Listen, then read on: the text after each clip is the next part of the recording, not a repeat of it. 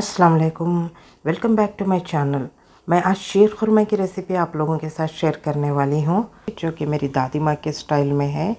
ये एक यूनिक सी रेसिपी है क्योंकि मैंने आज तक इसको कहीं भी किसी को भी इस तरह से शीर खुरमे को बनाते हुए नहीं देखा है। ये बहुत ही मज़े का बनता है, इसको बनाना भी बहुत ही आसान है।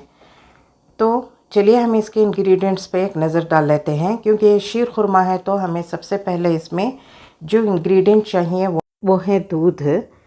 2.5 लीटर दूध का मैंने यहाँ पे इस्तेमाल किया है। पहले से ही मैंने गर्म करके इसको लिया है। फिर हमें जो चाहिए वो है डेट्स। फिर मैंने बादाम को लिया है, जो कि 120 ग्राम्स बादाम है। 200 ग्राम्स मैंने ड्राई डेट्स का यहाँ पे इस्तेमाल किया है। थोड़े से चिरौंजी का भी मैंने यहाँ पे इस्तेमाल किया है। बादाम और डेट्स को मैंने नीम गर्म पानी में थोड़ी देर के लिए भिगो लिया था। डेट्स को हमें ज़्यादा नहीं भिगोना है, 15 से 20 मिनट तक भिगोएंगे, जिससे कि डेट्स थोड़े से सॉफ्ट हो जाएं और जिससे हमें काटने में आसानी हो। फिर बादाम को भी मैंने यहाँ पे इस तरह से काट के लिया है। डेट्स और चिरौंजी को हम मिक्स कर लेंगे। यहाँ पे मैंने काजू लिए हैं, जो कि 35 ग्राम्स तक है। आप चाहे तो 30 ग्राम्स तक भी ले सकते हैं। नारियल लिया है, सूखा नारियल, और खसखस ली है, जो 2 टीस्पून भर के मैंने यहाँ पे लिया है। 1 पिंच जितने ज़ाफ़रान का भी हम यहाँ पे इस्तेमाल करेंगे। फिर मैंने यहाँ पे सेवियों को लिया है। हम यहाँ पे ज़्यादा सेवियों का इस्तेमाल नहीं करेंगे, बस थोड़े से ही हमें सेवियाँ यहाँ पे चाहिए। शुगर मैंने यहाँ पे 1.5 पाव तक रखा है। आप मीठा अपने टेस्ट के मुताबिक रख सकते हैं। सबसे पहले तो हम यहाँ पे पतीले में घी को शामिल कर लेंगे। फिर इसमें जो डेट्स और चिरौंजी को हमने मिक्स करके रखा था उसको फ्राई कर लेंगे। मैंने यहाँ पे देसी घी का इस्तेमाल किया है। आप चाहें तो सादा घी का भी इस्तेमाल कर सकते हैं, लेकिन देसी घी से फ्लेवर और टेस्ट बहुत ही अच्छा हो जाता है। तो कोशिश करें कि देसी घी का इस्तेमाल करें। हमें ज़्यादा इसको फ्राई नहीं करना है, हल्का सा फ्राई कर लेंगे कम आंच में। फ्राई करने के बाद 1 से 2 मिनट तक फ्राई करने के बाद इसको हम निकाल लेंगे। निकालने के बाद उसी घी में मैंने बादाम को भी डाल के सिर्फ एक मिक्स दे के निकाल लिया था। हमें बादाम को फ्राई नहीं करना है। बादाम अगर फ्राई हो जाएंगे तो पीनट सा टेस्ट आने लगता है, जो कि मुझे बिल्कुल भी अच्छा नहीं लगता है। तो यहाँ पे ड्राई कोकोनट को मैंने लिया है, जिसका एक हिस्सा मैं इस्तेमाल करूँगी। सिर्फ एक हिस्सा मैंने यहाँ पे ड्राई कोकोनट का लिया है, जिसको इस तरह से स्क्रैपर की मदद से हम इसके छिलके को उतार लेंगे। ये बहुत ही आसानी से निकल जाएगा। तो इस तरह से आप इसको छील लें। इसको पील करने के बाद हम इसको ग्रेट कर लेंगे। ग्रेट करने के बाद हम इसको यहाँ पे पीस लेंगे।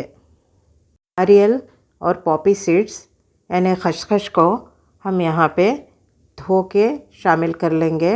फिर चावल जो हमने लिए थे उसको भी अच्छे से धो के इसमें शामिल कर लेना है। फिर 2 इलायची का भी मैंने इसमें इस्तेमाल किया है। फिर इनको पहले हम बग़ैर पानी शामिल किए इसको सूखा ही पीसेंगे। इसी तरह से 1 से 2 बार हम इसको चेक करते हुए सूखा ही ग्राइंड कर लेंगे। फिर मैंने यहाँ पे थोड़ा सा पानी को शामिल किया है। थोड़ा सा ही पानी को शामिल करेंगे, इससे पीसने में आसानी होगी। जब तक कि हमें एक फ़ाइन पेस्ट में ये ग्राइंड ना हो जाए, हम इसको पीस लेंगे। हमें इसका एक फ़ाइन पेस्ट चाहिए। तो यहाँ पे मैंने इसको पीस लिया है। इसके बाद फिर हम काजू को भी पीस लेंगे। काजू को भी पीसने के बाद इसी में हम शामिल कर लेंगे। मैंने यहाँ पे 2 गिलास जितने पानी का इस्तेमाल किया है।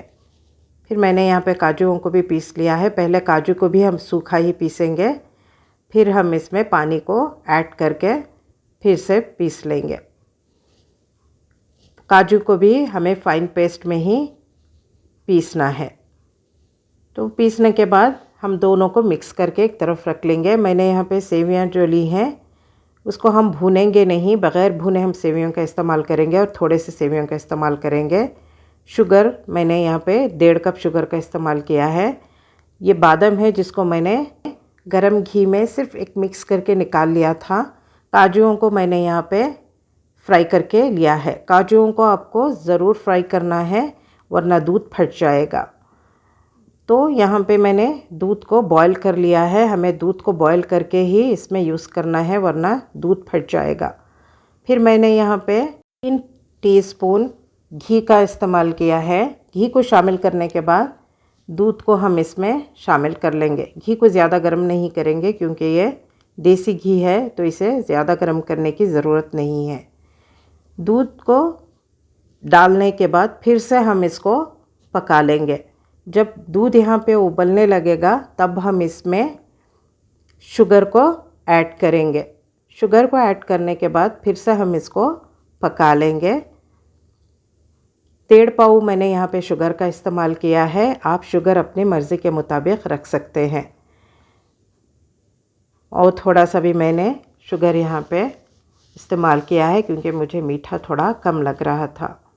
फिर मैंने यहाँ पे सेवियों को डाला है। सेवियों का हम इस्तेमाल बहुत ही कम करेंगे। इसमें बहुत ही कम सेवियाँ डाली जाती हैं तो ज़्यादा सेवियों का हम यहाँ पे इस्तेमाल नहीं करेंगे। मैंने जो सेवियाँ ली थी उसमें से भी मैंने थोड़ी सी रख ली हैं। मैंने सारी सेवियों को यहाँ पे नहीं डाला है।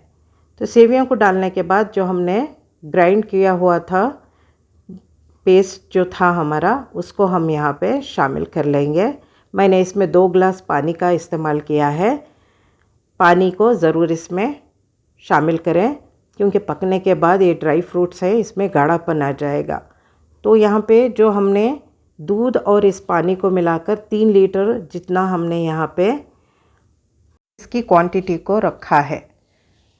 काजू और नारियल के पेस्ट को यहाँ पे शामिल करने के बाद हम इसको अच्छे से पका लेंगे। हाई फ्लेम पे हमें इसे पकाना है, हिलाते हुए हम इसको पका लेंगे। सेवियाँ बहुत ही कम मैंने यहाँ पे रखी हैं। फिर मैंने यहाँ पे ज़ाफ़रान के 1 चुटकी ज़ाफ़रान का मैंने यहाँ पे इस्तेमाल किया है।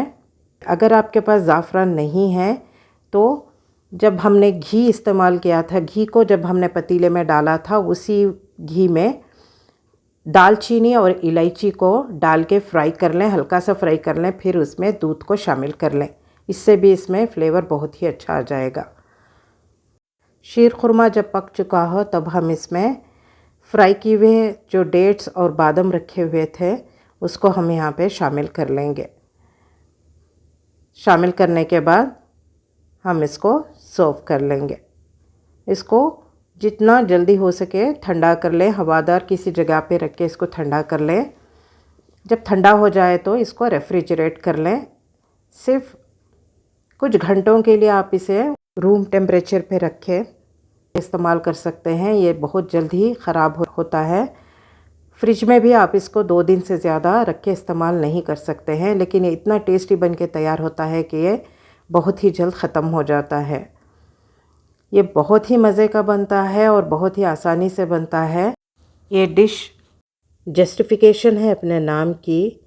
शीर खुरमा यानी दूध और डेट से बनी हुई एक डिज़र्ट जो कि बहुत ही लाजवाब बन के तैयार होती है, जिसमें काजू, खसखस और नारियल की वजह से इसका टेस्ट और भी इन्हेंस हो जाता है। ये इतना टेस्टी बन के तैयार होता है कि आप इसको इमेजिन भी नहीं कर सकते हैं। ये बहुत ही मज़े का बन के तैयार होता है। इस ईद में इस शीर खुरमे को आप ज़रूर ट्राई करें। ये बहुत ही लाजवाब सी एक डिश बन के तैयार होती है। इस सालों से हम लोग बनाते आए हैं और जिसने भी इस शीर खुरमे को खाया है वो मुंतज़िर रहता है हर साल ईद पर इस शीर खुरमे का। तो आप भी इसको ट्राई करें। मैं हर साल ईद पर 5 से 6 लीटर तक शीर खुरमे का बनाती हूँ जो कि बहुत जल्द ख़त्म हो जाता है। इतना उम्दा सी एक डिश बन के तैयार होती है। आप इसके इंग्रेडिएंट से भी अंदाज़ा लगा सकते हैं ये कितना टेस्टी बन सकता है। तो इस डिश को आप ज़रूर ट्राई करें। अगर आपको ये मेरी रेसिपी अच्छी लगी है तो इसे लाइक करें, शेयर करें और मेरे चैनल को सब्सक्राइब करें और बेल आइकन को हिट करना ना भूलें ताकि मेरे आने वाले वीडियोस के नोटिफिकेशंस आपको मिलते रहें। और मेरी ये रेसिपी आपको कैसी लगी ये कमेंट बॉक्स में कमेंट ज़रूर करके बताएं। मुझे आप लोगों के फीडबैक का इंतज़ार रहेगा। Thanks for watching. अल्लाह हाफिज़।